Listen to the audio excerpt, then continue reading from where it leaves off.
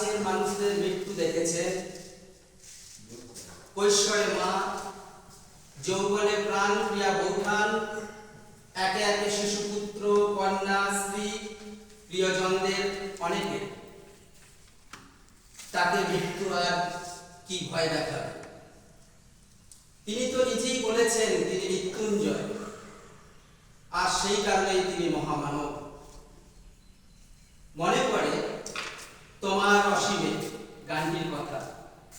গানটির কথাগুলি খেয়াল করলে বোঝা যায় রবীন্দ্রনাথ কোনোদিনই মৃত্যুকে এক পুণ্যচ্ছেদ হিসাবে দেখেননি। তিনি বরাবরই মৃত্যুকে এক লোক থেকে অন্য লোকে যাওয়ার দরজা হিসেবেই দেখে এসেছেন।